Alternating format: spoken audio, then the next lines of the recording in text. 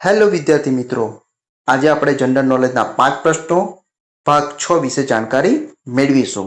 આની પહેલા જનરલ નોલેજના 5 પ્રશ્નો ભાગ 1 થી 5 મેં મારી યુટ્યુબ ચેનલ પર મૂકેલ છે, તે તમે જોઈ શકો છો અને જાણકારી મેળવી શકો છો. તો ચલો વિદ્યાર્થી મિત્રો, આજે આપણે ભાગ 6 ના જે પ્રશ્નો છે તેની જાણકારી મેળવીએ. પ્રશ્ન 1. 2011 ની વસ્તી ગણતરી મુજબ સૌથી વધુ લિંગ પ્રમાણ ધરાવતું રાજ્ય કયું છે?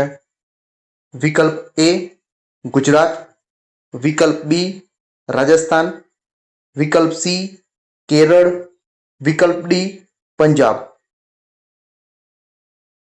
આ પ્રશ્નનો જે સાચો જવાબ છે તે છે વિકલ્પ સી કેરળ. પ્રશ્ન 2.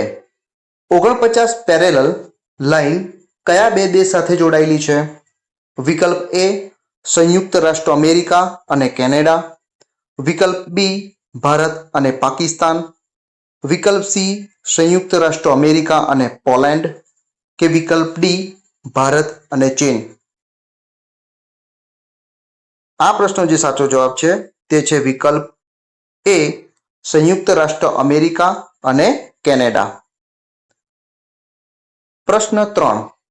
આંતરરાષ્ટ્રીય મહિલા દિવસ ક્યારે મનાવવામાં આવે છે?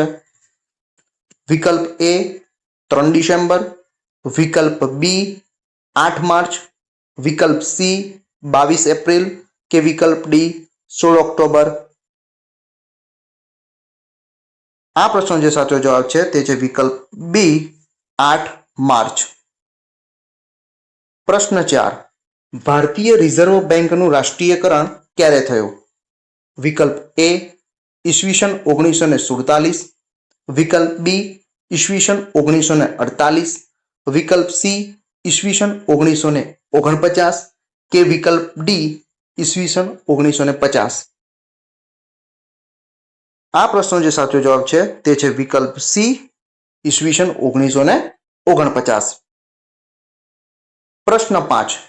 નીચેનામાંથી કયા શહેરને ગોલ્ડન ગેટ કહેવામાં આવે છે?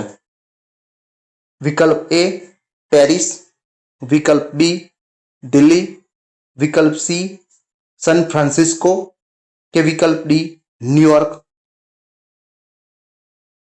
આ પ્રશ્નનો જે સાચો જવાબ છે તે છે વિકલ્પ સી સન ફ્રાન્સિસ્કો. વિદ્યાર્થી મિત્રો, આજે મેં તમને જનરલ નોલેજના પ્રશ્નો જે ભાગ 6 છે તેના વિશે મેં તમને જાણકારી આપી.